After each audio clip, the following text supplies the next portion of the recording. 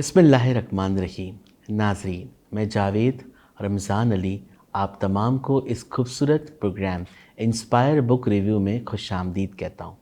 آج میں آپ کے سامنے ایک خوبصورت بک کے اس کا عنوان ہے دا اسماعیلی امامز آ بایوگرافیکل ہسٹری پیش کرنے جا رہا ہوں۔ ناظرین، اگر ہم صرف غور کریں 14 اگست 1947 کو جب پاکستان آزاد ہوا، اگر کوئی تاریخ دان اس دن کی تاریخ کو جب وہ تحریر کر رہا ہوگا تو اگر وہ پاکستان میں بیٹھا ہوگا تو اس کے الفاظ کیا ہوں گے؟ اگر وہی تاریخ دان انگلینڈ کے اندر وہ بیٹھا ہوگا تو اس کے الفاظ کیا ہوں گے؟ اور اگر آپ غور کریں کہ وہی تاریخ دان اگر انڈیا میں بیٹھ کے یہ تاریخ جب وہ تحریر کر رہا ہوگا تو اس کے الفاظ کیا ہوں گے؟ لازمی سی بات ہے کہ تاریخ میں واقعہ ایک ہی دن ہوا، لیکن تینوں کی تاریخ الگ الگ انداز سے تحریر ہوگی۔ تو گویا اس بات سے ہمیں یہ معلوم ہوتا ہے کہ تاریخ میں واقعہ ایک ہی ہوتا ہے، یعنی کہ ایک ہی فیکٹ ہوتا ہے، مگر ہسٹورین کی اپنی اپنی اس میں انٹرپریٹیشن موجود ہوتی ہے۔ اور اگر ہم اسماعیلی تاریخ کی بات کریں کہ وہ جس کا آغاز حضرت امام علی علیہ السلام سے ہوتا ہے، اگر 1400 سالوں میں اس تاریخ کو بات کریں تو سب سے زیادہ جو مورخین ہمیں ملے وہ جنہوں نے اسماعیلی تاریخ کو تحریر کیا وہ سارے اینٹی اسماعیلیز تھے یا اینٹی ایلیٹس تھے۔ انہوں نے جو ہماری تاریخ میں تصویر پیش کی ہے وہ گویا حقیقت سے بہت ہی دور ہے، لیکن ماضی میں الحمدللہ 30 سالوں کے اندر، یا ہم کہہ سکتے ہیں کہ 40 سالوں کے اندر بہت سارے پرائمری ٹیکسٹ ہمارے سامنے آئے ہیں جن سے ہماری تاریخ کو ایک نیا رخ ملا ہے، اور انہی ٹیکسٹ کو جماعت کے سامنے آنے کے لیے فرات ہفتری کا ایک اہم ترین رول ہے۔ آج جس بک کو بھی میں پیش کرنے جا رہا ہوں اس کے آتھر بھی فرات ہفتری ہیں، جنہوں نے دا اسماعیلی ہسٹری اینڈ ڈاکٹرائنز جیسی تاریخی بک لکھی۔ اس کے بعد short history of Ismaili, illustrated Ismaili history, 200 سے زیادہ ان کے آرٹیکل سے 22 کے قریب ان کی بکس موجود ہے۔ گویا انہوں نے اسماعیلی تاریخ کے لیے بہت کچھ انہوں نے تحریر کیا ہے۔ اس بک کی خاص بات یہ ہے کہ یہ ایک سب سے پہلا انیشیٹو ہے کہ اسماعیلی تاریخ کو ائمہ کے لحاظ سے ایک کنیکٹڈ طور پر پیش کیا جائے تاکہ ریڈر ایک ہی بک کے اندر حضرت امام علی علیہ السلام سے لے کر حضرت امام تک کی ہسٹری کو ریڈ کر سکے۔ اس بک کے 9 حصے انہوں نے پیش کیے ہیں، جن میں پہلے حصے کے اندر پوری اسماعیلی امامت کا تعارف پیش کیا ہے۔ اس کے بعد دوسرے حصے سے لے کر 9 حصے تک اسماعیلی تاریخ کو الگ الگ دور میں پیش کیا گیا۔ آئیے میں آپ تمام حاضرین کو ان تمام حصوں کا ایک مختصر سا تعارف پیش کرنا چاہوں گا۔ ہم سٹارٹ کرتے ہیں اس کے دوسرے حصے سے، جہاں پہ انہوں نے ارلی اسماعیلی امام سے ہسٹری کا آغاز کیا، یعنی کہ حضرت امام علی علیہ السلام سے لے کر حضرت امام محمد بن اسماعیل تک۔ جب میں نے حضرت امام علی علیہ السلام کو ریڈ کیا تو میں نے اس بک کے اندر سے اس بات پر بڑا غور و فکر کیا کہ فرات دفتری نے اتنے خوبصورت انداز سے ان کی ہسٹری کو بیان کیا ہے کہ اگر حضرت امام علی چاہتے تو خلافت کے دور کے اندر اپنا کیس پیش کر سکتے تھے کہ میں ہی اس کا حقدار ہوں، لیکن انہوں نے دین اسلام میں امن کے لیے اور خاص طور پہ تاکہ ترقی ہو سکے انہوں نے اپنے کیس کو پیش نہیں کیا اور بیعت کر کے خلافت کو ایکسیپٹ کیا۔ اس کے ساتھ ساتھ فرات دفتری نے بڑی خوبصورت بات لکھی کہ ان کے لیے خلافت کی اہمیت نہیں تھی، بلکہ سب سے زیادہ ان کے لیے امپورٹنٹ بات یہ تھی as an status of an امام، کہ امام کا رول کیا ہوتا ہے۔ لہٰذا انہوں نے علم کے لیے بھی کام کیا اور دیگر چیزوں کے لیے کام کیا۔ خصوصی طور پہ دفتری نے ان کے دور میں نہج البلاغہ کا ریفرنس بھی دیا ہے کہ یہ بک صرف شیعہ بک نہیں ہے، بلکہ اس بک پہ کئی زیادہ کمنٹریز ہمیں ہر طرح کے اسکول آف تھاٹ نے تحریر کی ہے۔ اس کے بعد وہ مینشن کرتے ہیں حضرت امام حسین علیہ السلام کو کہ جن کی پہچان ہی واقعہ کربلا ہے۔ اس واقعے کے جو بھی حرکات ہو، لیکن جو میسج انہوں نے دیا اپنی بک میں وہ کچھ یوں دیا کہ امام حسین اور واقعہ کربلا نے شیعہ ایتھوس، شیعہ آئیڈینٹی اور شیعہ روایت کے اندر ایک اہم ترین کردار ادا کیا ہے کہ ایک امام کے ساتھ بیعت کا کیا حق ہوتا ہے، کس طرح کتنا امپورٹنٹ بات ہے اوتھ آف ایلیجینس کے طور پر۔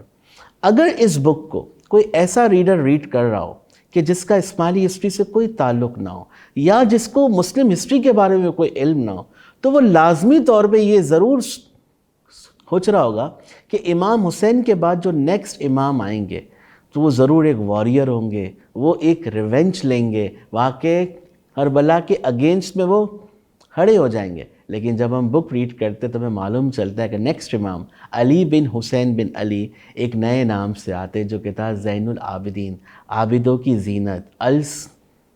حجاج ان کا نام بہت مشہور ہو گیا۔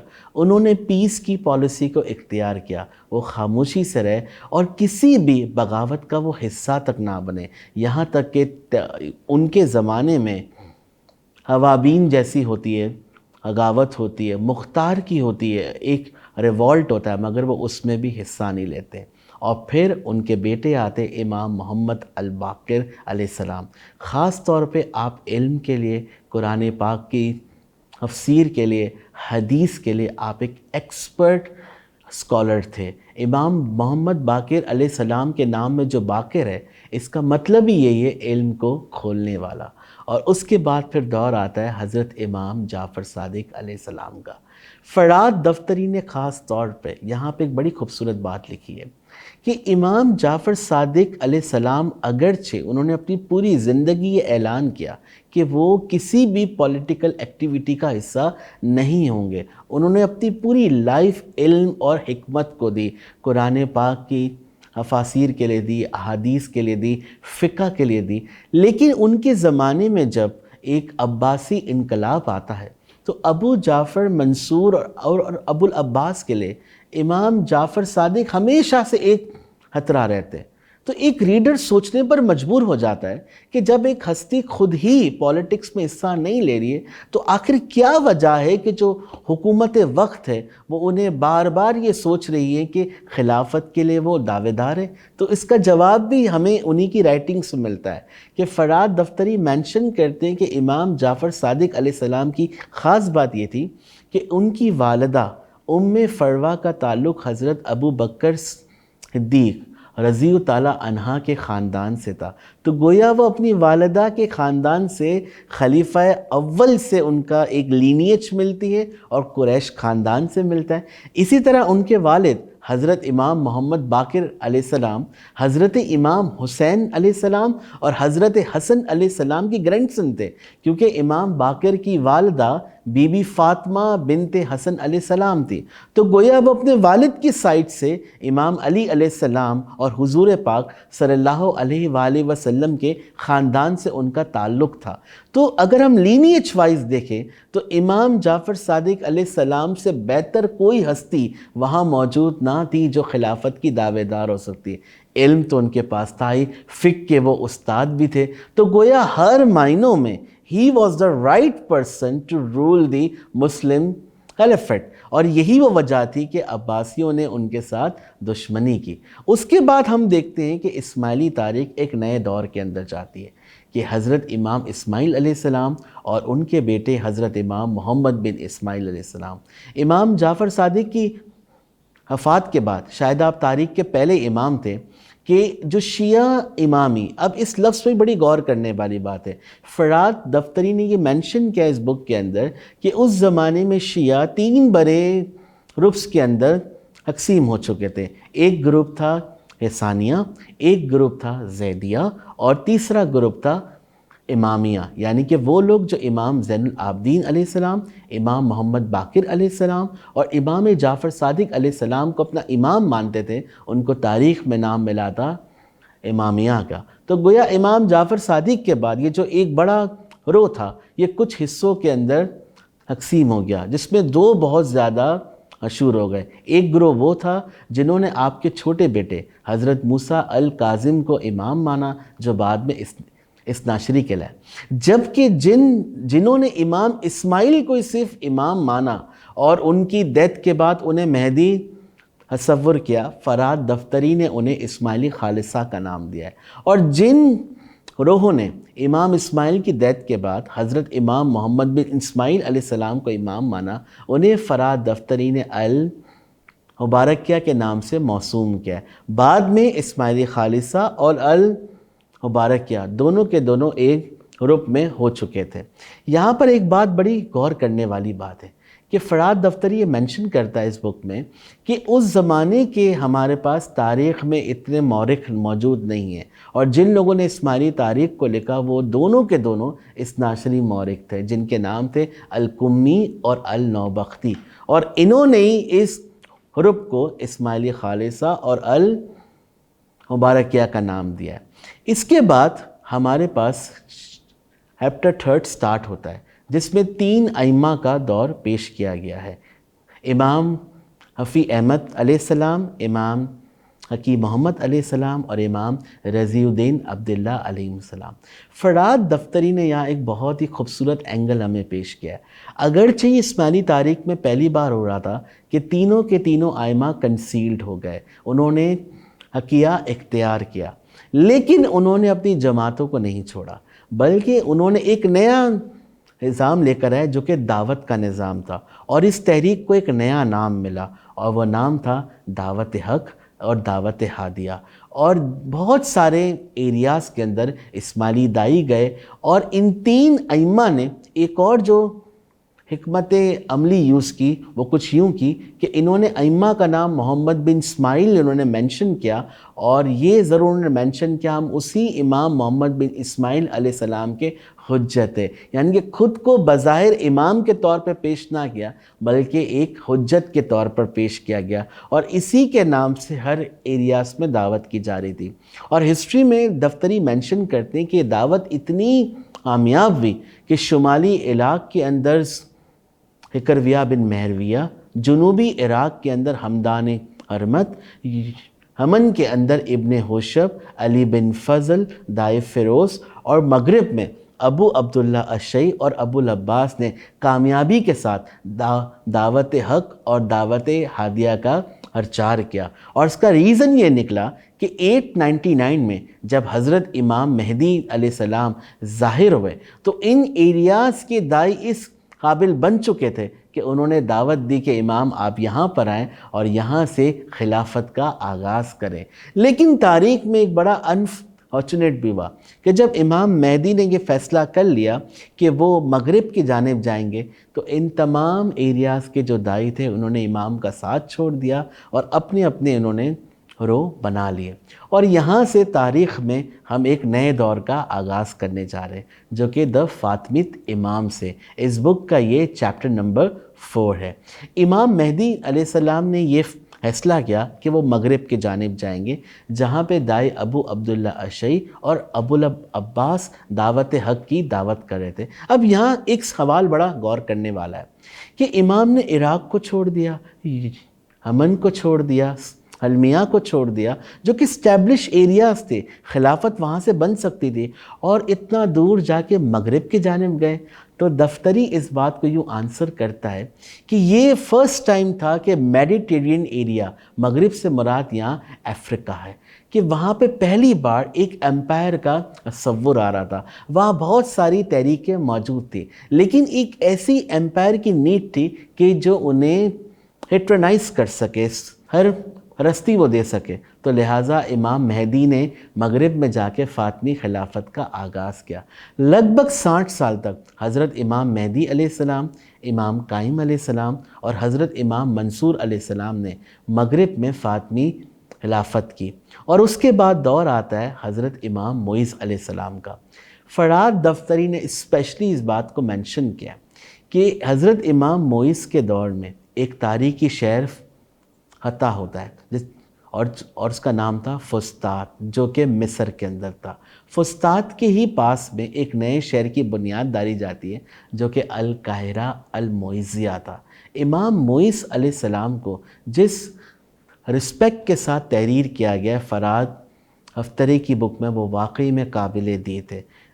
مجھے ایز این ریڈر جب میں اسے ریڈ کر رہا تھا تو میں سوچ رہا تھا کہ آخر اس کی کیا وجہ ہے، اور جب میں نے بک میں غور کیا تو مجھے وہیں سے اس کا آنسر بھی ملا۔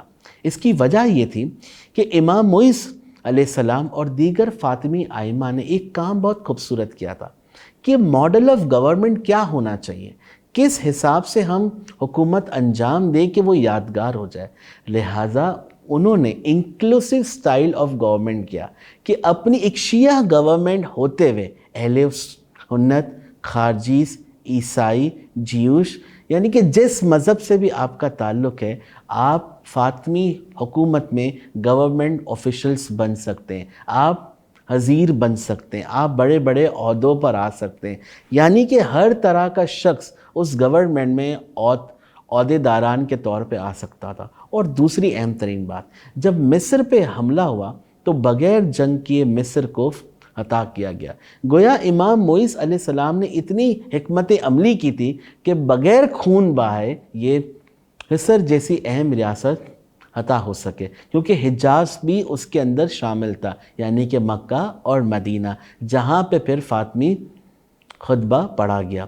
اس کے بعد ہم دور دیکھتے ہیں امام عزیز علیہ السلام کا دور آتا ہے، جب فرات دفتری اسپیشلی مینشن کرتا ہے کہ ان کے دور میں فاطمیوں نے پہلی بار عید غدیر کو آفیشلی منانا سٹارٹ کیا، جبکہ اس نے اس بات کو بھی مینشن کیا کہ عید غدیر کو پہلی بار تہوار کی صورت میں آل بویتس نے بنایا تھا 963 عیسوی میں ناصر الدولہ نے.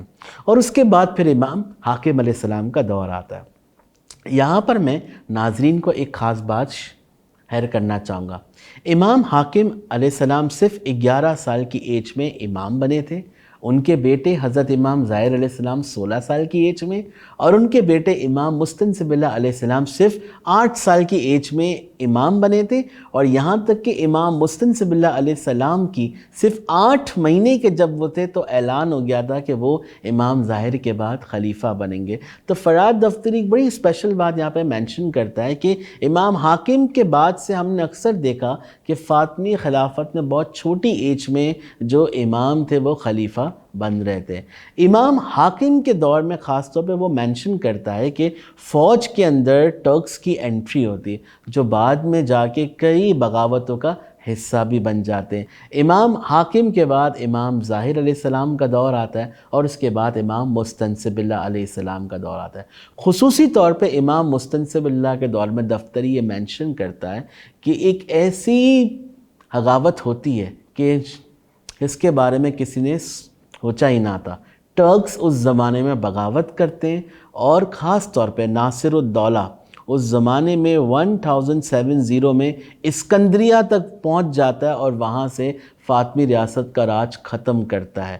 اور اسی زمانے میں وہ فاطمی محلات کو لوٹتا بھی ہے، اور کئی وہ جگہ پہ فاطمی حکومت بے بس ہو جاتی ہے.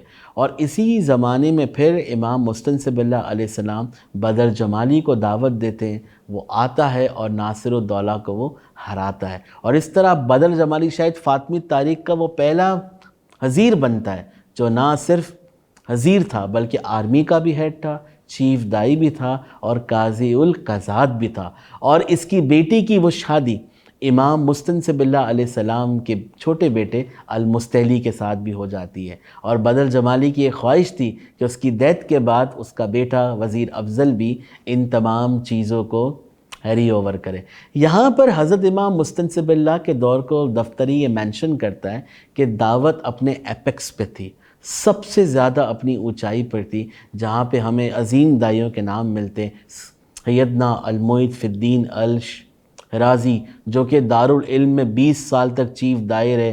المجالس المعیدیہ ان کی بک ان کے بارے میں خاص طور مینشن کرتا ہے. اسی طرح بدخشان کے اہم ترین دائی سیدنا حکیم ناصر خسرو رحمۃ اللہ علیہ، جو کہ ایران اور فارس کے فلسفیانہ دائیوں کو ریپرزینٹ کرتے تھے. تاریخ کے اندر دفتری خاص طور پہ اس بات کو مینشن کرتا ہے کہ حکیم ناصر خسرو رحمۃ اللہ علیہ اس روایت کا حصہ ہے کہ وہ جسے سٹارٹ کیا تھا الحصفی نے، ابو حاتم الرازی، ابو یعقوب السجستانی، حمید الدین الحرمانی، یہ تمام کے تمام فارس کے دائی تھے. اور اس کے بعد ہمیں دائی ملتے ہیں ناصر خسرو رحمۃ اللہ علیہ، جن کی روایات آج بھی اسماعیلی کانٹیکس کے اندر موجود ہے. تو ہسٹری کو ناصر خسرو کے کانٹیکس کے وہ بغیر ریڈ ہی نہیں کیا جا سکتا. اس کے بعد ایک افسوسناک واقعہ ہوتا ہے کہ امام مستنصب اللہ کی ڈیتھ کے بعد یہی شیعہ امامی اسماعیلی گروہ 2 حصوں میں تقسیم ہو جاتا ہے. ایک طرف نظاری تھے اور ایک طرف المستلی جماعت کو ماننے والے تھے جو بعد میں بوراس کے رہے. یہاں پر ایک بات اور مینشن کرنے والی بات ہے، وہ یہ کہ امام مستنصب اللہ کے دور میں یمن میں بھی حلیہ ڈائنیسٹی بنی، جس سے سیدہ ملکہ حرا نے بھی لیڈ کیا، جو پہلی فاطمی خاتون حجت بھی موجود تھی. اس کے ساتھ ساتھ دفتری کی بک سے بھی یہ بھی ہمیں ملتا ہے کہ فاطمی دور کے پورے زمانے میں خواتین کا رول بہت اہم تھا. وومن ایز پیٹرن تھی کہ وہ ہر پرستی کیا کرتی تھی. تو میں اپنے ناظرین سے یہ لازمی طور پہ کہوں گا، اس بک کو ریڈ کرنے کے بعد آپ ضرور اس ایریا کو بھی ریسرچ کیجیے گا کہ خواتین کا کیا رول تھا اس زمانے میں. اب یہ سوال ہوتا ہے وہ پیدا کہ جب یہ ڈویژن ہو گیا نظاری اور مستعلی کا، تو نظاری تحریک کا پھر کیا ہوا؟ تو یہاں سے ہمارا چیپٹر 5 سٹارٹ ہوتا ہے کہ ارلی امامز ایٹ آلموت.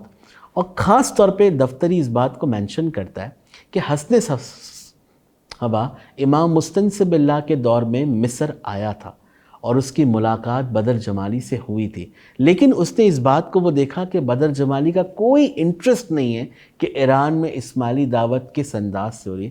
تو حسن نے یہ فیصلہ کیا کہ میں خود اپنی انڈیپینڈنٹ ریولوشنری موومنٹ بناؤں گا، اور انہوں نے نظاری اسماعیلی تحریک کا آغاز کیا، اور جس کا ایپیکس پوائنٹ اس وقت آیا کہ جب 1090 کے اندر انہوں نے قلعہ الموت کو حاصل کیا. لیکن انفارچونیٹ چند سال بعد ہی امام مستنصب اللہ کی ڈیتھ ہوتی ہے، اور 1 سال کے بعد حضرت امام نزار علیہ السلام کو بھی اسکندریہ میں شہید کیا جاتا ہے. ریسنٹلی ہمیں ایک بک ملی اور جس کا نام تھا ہفتے باب حسن محمود قاطب، جس کا انگلش ٹرانسلیشن بھی IAS نے کیا ہے. اس بک سے ہمیں پہلی بار معلوم چلا کہ امام نزار علیہ السلام کی جو نرینہ اولاد تھی عبداللہ الحسن، وہ مغرب سے الموت آئے تھے. تو گویا ہمیں یہ تاریخی طور پہ یہ پروف مل گیا کہ ایک امام الموت کی جانب آیا تھا جو غالباً امام الہادی ہی تھے. اور اس طرح 3 ائمہ کا دور جاتا ہے. یہ اگین ہماری تاریخ کا ایک دور خطر ہی ہے کہ جب امام کا براہ راست رابطہ جماعتوں کے ساتھ نہیں تھا، اور لگ بھگ 70 ایئرز کا عرصہ گزر جاتا ہے اور جماعتوں کو لیڈ کر رہے تھے 3 وہاں کے حجت، حسن صبا، اس کے بعد کیا بزرگ امید، اور پھر ان کے بیٹے محمد بن کیا بزرگ امید. اب یہ سوال ہوتا ہے وہ پیدا کہ کس طرح امام ظاہر ہوئے. تو دفتری اس عنوان کے اندر یہ مینشن کرتا ہے کہ 8 اگست 1164 کے اندر الموت میں ایک تقریب منعقد ہوتی ہے، اور وہاں پہ ایک شخص پہلی بار عوام کے سامنے آتے ہیں. ان کا نام تھا حسن بن محمد. لوگوں کے ذہن میں یہ تھا کہ یہ تیسرے دائی یا حجت محمد بن کیا بزرگ امید کے بیٹے ہوں گے، جنہوں نے عربی زبان کے اندر ایک خطبہ پڑھا اور یہ اعلان کیا کہ میں امام کا حجت ہوں اور میں امام کا خلیفہ ہوں.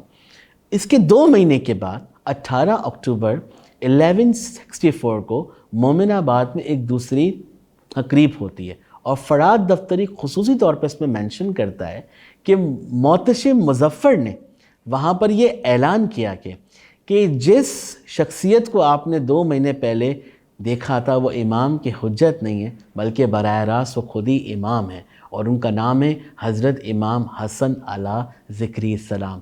تو اس طرح نظاری اسماعیلی ریاست کے اندر امام کا ظہور ہوتا ہے. اور پھر ہم دیکھتے ہیں امام علی محمد کا دور آتا ہے جو سب سے بڑا دور تھا الموت میں.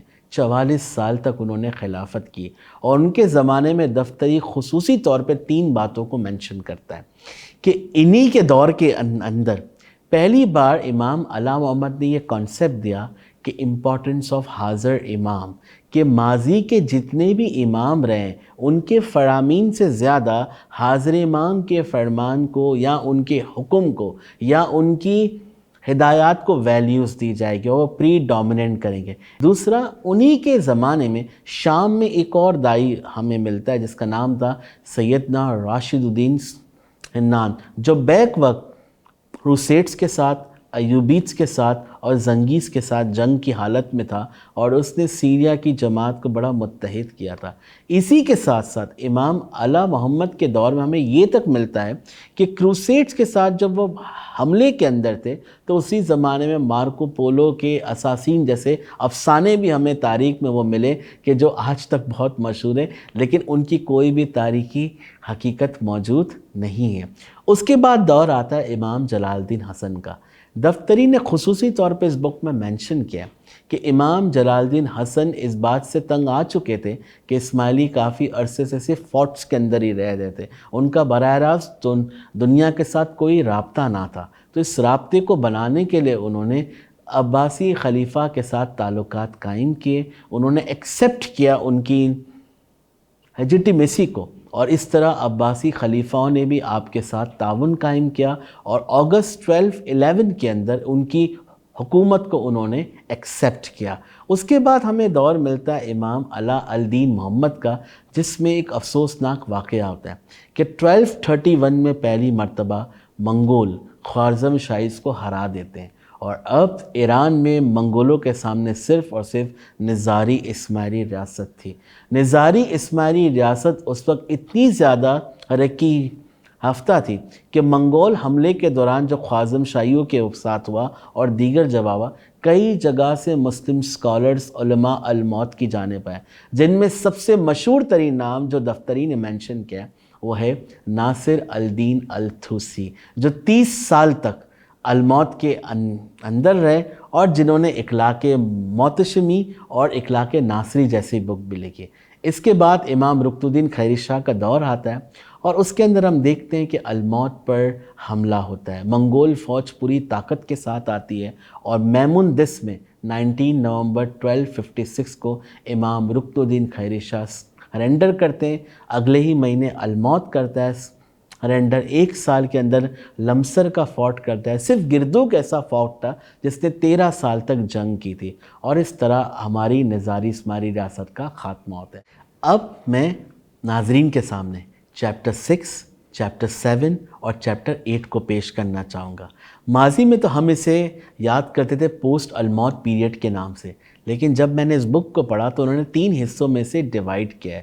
دا ارلی امامس آفٹر الموت چیپٹر 6، اس کے بعد انجدان پیریڈ جو کہ 7 وہ chapter, and imams in the 18th century جو کہ چیپٹر 8 ہے۔ Let start with the 6th chapter. بڑی حیران کن بات ہے کہ امام شمس الدین محمد علیہ السلام، امام قاسم شاہ علیہ السلام، امام اسلام شاہ علیہ السلام اور امام محمد بن اسلام شاہ علیہ السلام، یہ 4 ائمہ کا دور جو 200 سال پر محیط ہے، دفتری نے صرف اس پہ 3 پیجز لکھے ہیں۔ تو آپ سوچ سکتے ہیں کہ 200 سال کی تاریخ اور صرف 3 پیجز۔ تو یہاں میں ناظرین سے ضرور ایک میری خواہش بھی ہوگی کہ آپ ضرور اس دور کے بارے میں دیگر بکس میں بھی جا کے آپ سٹڈی کیجئے گا۔ دفتری نے خاص طور پہ مینشن کیا ہے کہ اس دور کے اندر جہاں ایران میں جب منگولوں کا حملہ ہوا تو اس کے بعد اسماعیلیز دیگر چھوٹے چھوٹے ایریاز کے اندر جا کے وہ سکیٹرڈ ہو گئے تھے اور اپنی آئیڈینٹی کو انہوں نے مکس کیا۔ کہیں پر وہ شیعہ ناشریز کے ساتھ وہ مل گئے، کہیں پر وہ صوفیوں کے ساتھ مل گئے۔ دوسری طرف برصغیر ہند و پاک کے اندر پیروں اور سیدوں کی دعوت کا آغاز ہوا، اور جسے ہم کہتے ہیں کہ جہاں پہ پیروں نے گنانوں کے وہ ذریعے سے دعوت کا کام کاج انجام دیا۔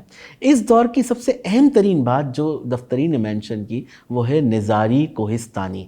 یہ وہ واحد داعی تھا جو اس زمانے میں لکھ رہا تھا، یعنی کہ جب منگول کے حملے سے سب خوف سے اپنی آئیڈینٹی کو ڈسکلوز تک نہیں کر رہے تھے، لوگ چھپ رہے تھے کہیں یہ نہ معلوم ہو جائے ہم اسماعیلی ہیں، اس میں ایک ایسا داعی ہمیں ملتا ہے کہ جس نے اس زمانے میں رائٹنگز کی اور اس بات کو مینشن کیا کہ اسناشریز اپنے ہڈن امام کے ساتھ لنکیج ہے، صوفیز اپنا کوئی نہ کوئی ایک مرشد چوز کرتے ہیں، لیکن اسماعیلی وہ قوم ہے کہ جن کے لیے حاضر امام کا کانسیپٹ ضروری ہے اور جو ہیومن فارم میں ہوگا اور جماعتیں ان کے ساتھ کنیکٹ کرے گی۔ دس از اے ویری ریئر تھنگ جو دفتری نے یہاں مینشن کیے۔ اس کے بعد ہم چلتے ہیں انجدان دور کی طرف، جہاں شاید ناظرین کو سن کے حیرانی ہوگی کہ 8 امام Right start from the Imam Mustansibillah alayhi salam, Imam Abdus Salam, Imam Gharib Mirza, Imam Abu Zar Ali, Imam Murat Mirza, Imam Zulfiqar Ali, Imam Nuruddin Ali اور امام خلیل اللہ علیہ السلام.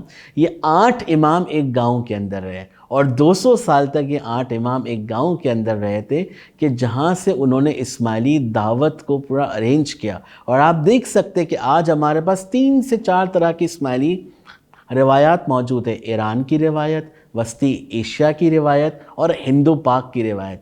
لیکن انیشلی یہ تینوں کی تینوں جو تھی وہ روایت جس گاؤں سے اسے مینیج کیا جا رہا تھا وہ انجدان تھا جہاں 8 امام رہے. آج ہمارے پاس اس گاؤں کے اندر 3 ائمہ کے مقبرے موجود ہیں.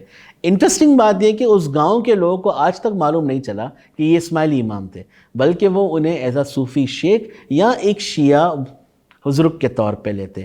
امام مستنصب اللہ، امام عبدالسلام اور امام غریب مرزا بالکل خاموشی سے حقیہ اختیار کیے ہوئے تھے. لیکن جو ان کے بعد کے امام تھے، خاص طور پہ امام ابو ذر علی اور امام مراد مرزا، ان کے بارے میں بات کرنا بہت ضروری ہے. دفتری نے یہ مینشن کیا کہ امام ابو ذر علی کے زمانے میں ایران میں ایک انقلاب آتا ہے اور صفوی خاندان کی حکومت آتی ہے.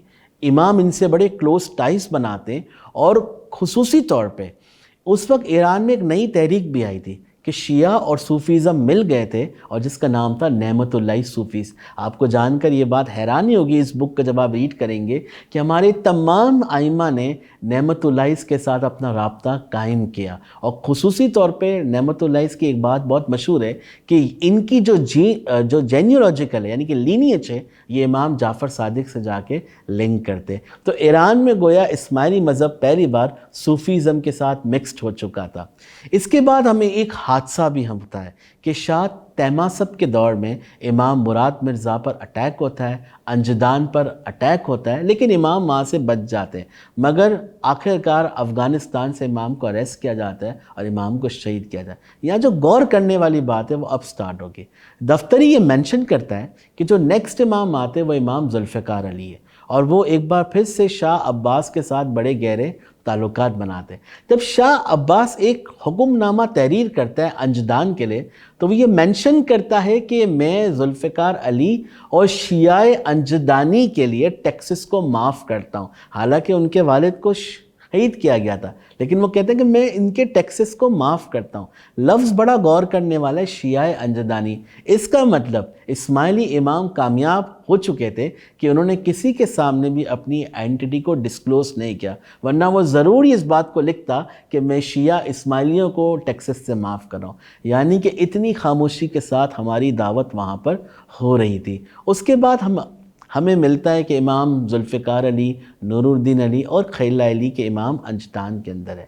اب ایک سوال یہاں پر ضرور وہ پیدا ہوتا ہے کہ ایک گاؤں میں 8 امام ہیں اور اس کے بعد اچانک امام ظاہر کیسے ہوتے ہیں اور 6 امام آتے ہیں. امام شاہ نیزار، امام سید علی، امام حسن علی، امام قاسم علی، امام ابو الحسن علی اور امام خلیل علی. آپ ناظرین یہ حیران ہو جائیں گے جان کر جب دفتری کی اس بک کو پڑھیں گے کہ تمام کے تمام امام کہیں پر میئر بن رہے، کہیں پر گورنر بن رہے. ایسا ممکن ہوا کیسے کہ ایک طرف امام اپنے آپ کو ظاہر نہیں کر پا رہے تھے اور اچانک سے امام میئر بن جاتے ہیں، گورنرز بن جاتے ہیں، ان کی فیملیز میں میرجز ہو رہی ہیں؟ تو اس کا آنسر بھی اس بک میں ملتا ہے.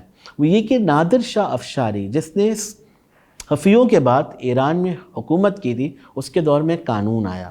وہ جانتا تھا کہ وہ ایران کے ہر کونے کونے میں نہیں جا سکتا، تو اس نے اصول یہ نکالا کہ جو سیدس ہوتے ہیں یعنی کہ جن کا تعلق حضور پاک حضرت محمد مصطفیٰ صلی اللہ علیہ وسلم کے خاندان سے، انہیں حکومت دی جائے تاکہ حکامی طور پہ وہ میڈیشن کا کام انجام دے سکے. اور اس طرح اسماعیلی ائمہ جن کی لینیج وہاں تک جاتی تھی وہ ان کے دور میں آگے آئے اور کوئی گورنر بنا تو کوئی میئر بنا.